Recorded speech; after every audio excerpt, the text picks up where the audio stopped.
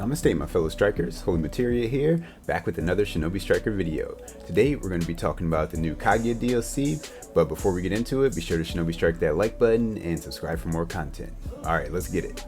Okay, so like most of the DLC that's come out pretty much since Season 5, this Kaguya DLC is well balanced. I might say it's on the weaker side, but it's definitely not like overpowered or broken or anything. And like a lot of the stuff that's been coming out lately, this has brought some brand new stuff to the game, new mechanics that we've never seen before. So that's always dope. I wouldn't say that this is anything game changing or like doesn't really feel like a healer DLC at all really, but let's just get into it. Her first ninjutsu is called the 80 Gods Vacuum Fist. So this one has a 2 in power, 4 in range, and a 16-second cooldown. It says release chakra from the palm to unleash an onslaught of giant fists. Landing this attack will allow you to extend its duration by mashing additional inputs. So basically you have to keep pushing the jutsu button over and over again. This move it barely does any damage, but the good thing is that it seals the enemy sub while they're getting hit by it. So I think like a lot of this stuff is more for setup. So it's good to set up your teammates because the person can't sub while they're stuck in it, and they'll be stuck in it for a long time. Because if you keep mashing the button, this lasts for a long time. But it's definitely not about damage. More for setting up your team or stalling people so they're stuck in that combo and can't sub for a long time. And then her second ninjutsu is the Murderous Bone Ash. So this one has a 3 in power and a 5 in range and a 17-second cooldown. It says launches a bone of ash from the user's palm to assail an opponent. Targets hit take continuous damage. If this attack misses, it phases into another dimension, reappearing to seek the target again. This effect can only activate once. So basically, if you miss it, then it'll try to hit him one more time. But from what I've seen, this jutsu has really good tracking already, so you rarely will miss the first one, but if you do, it will try to hit again. And it just does damage over time. There's no other status ailments or anything, so I feel like neither of these ninjutsu are really that useful for healers at all. Like maybe if you put on the skill that makes status ailments last longer, this might end up being useful, like for doing a decent amount of damage, but it doesn't really do that much damage. It's not even really noticeable when you hit somebody with it. And because it doesn't do any other status ailments, it doesn't really feel that useful. So like I can't see myself running this on any of my healer builds. In the 80 Gods Vacuum Fist either, like I can't, it's not gonna replace anything that's been out so far. But I will say that her sub is pretty cool, the Yomotsu Hirasaka. So this one has a 30-second cooldown similar to Time Space Hop now. It says travels through a rift in space-time to evade an enemy attack. Temporarily allows the user to traverse the field in a separate dimension before re-emerging in a parallel location. The timing of this effect can be controlled. So basically when you sub, you can control yourself and move around on the map in a different dimension where you can't be hit out of it. And then you can push the R2 button again to reappear whenever you want. So you can end it sooner or you can let it go for as long as it goes. And it's pretty useful. It's like good for getting away from people. Yeah, it's just good for like getting some distance between you and your opponent. The 30-second cooldown makes it not quite as good as maybe some of the clone jutsu now, but it's definitely unique. But one thing you have to get used to is like pushing the R2 button again to get back out of it, because sometimes I'm like trying to do jutsu and stuff and you can't cancel it by putting in another input, like trying to throw a ninja tool or attacking or something. You have to push R2 to cancel it. And one bad thing about it too is that people can still target you while you're in this parallel dimension, so they'll still be ready to get at you after you get out of it. Like I don't feel like this is it's not gonna like replace any of the other subs from what I can see, but it is a nice unique thing that's different than anything we've had before, so that's cool.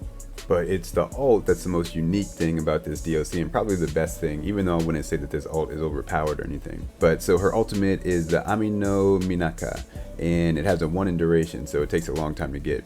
It says teleport both the user and nearby enemies into a separate dimension, which can be toggled between ice or lava. While active, the user's defense and speed is increased. Certain attacks will no longer knock them back, and their normal attack is replaced with a special attack that matches the current dimension. So when it first starts, you start off in the lava dimension and you have to wait for a cooldown to get into the ice dimension. From what I've seen, the ice dimension is a lot better than the lava dimension. Maybe you might do a little bit more damage in the lava one, but the ice one has the heavy attack is like a huge ball that you can freeze your opponents with, and once you freeze them and then start doing the light attacks, it's basically they can't really get away.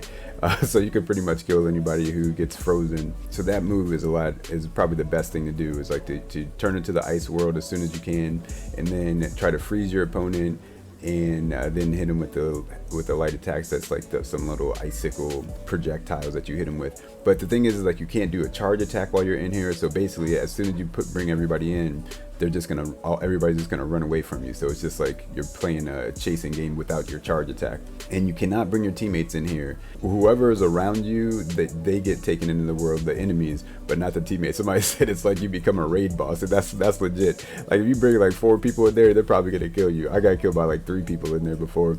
But more than like damaging or anything, I think that this move is also really good for stalling, like especially on objective based game modes, like pretty much any mode besides combat. Like when it comes to base, flag, or even barrier battle, you can just take people in there and they can't do anything because they can't interact with the world. They can't take bases, they can't capture flags, they can't defend flags. So you take people in there, and then your team is just free to do whatever they want.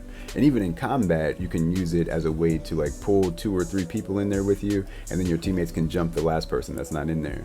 So I feel like this is more of like, this will help your team more than it's like you are supposed to do all the killing. And the defense buff is pretty nice. Like unless you get hit with something like a Madarazu that like will lower your defense, you're pretty safe in there. Like even if there's like 2, maybe 3 people, you can probably survive, especially if you have a heal tag. But yeah, this is the most unique thing in the whole update. It's something that's completely different than anything we've seen before. It's dope. It's not overpowered. I wouldn't say it's broken. I've been seeing people say that it's like broken or changed the game and stuff. I wouldn't say that. It's something that's new and unique, and it can be overpowered in the objective based game modes. Like I've had some clutch plays just by using this for the one time I used it. There's been some clutch stuff in the objective game modes, but it's not like you're just gonna one-shot everybody that you bring in there or something like that. But yeah, it's crazy that it just completely takes people out of the field, so they can't defend their base, they can't capture any base, they can't defend a flag, they can't capture a flag or anything like that. So it's kind of wild on the objective-based game modes. So yeah, this is definitely the best part of the new DLC. The 2 ninjutsu I don't really feel are very useful unless you like just use the 80 God vacuum fist as a way to stall the opponent so that your teammates can get the hits in. And the other one is just kind of useless. Like it hits well, but it doesn't really do all that much damage. And neither of the jutsu do that much damage really. The sub is cool, it's something new, and also the alt is completely different. So yeah, and then she comes with the hairstyle and the outfit, and those are both they both look dope. The hairstyle looks dope. I'm about to rock that outfit as for my new healer builds. All my healer builds are gonna have those robes because those things are majestic.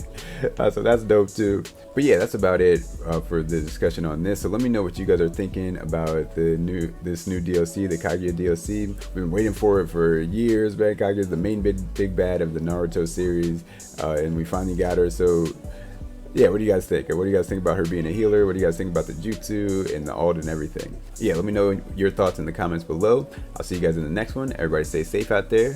Peace and love.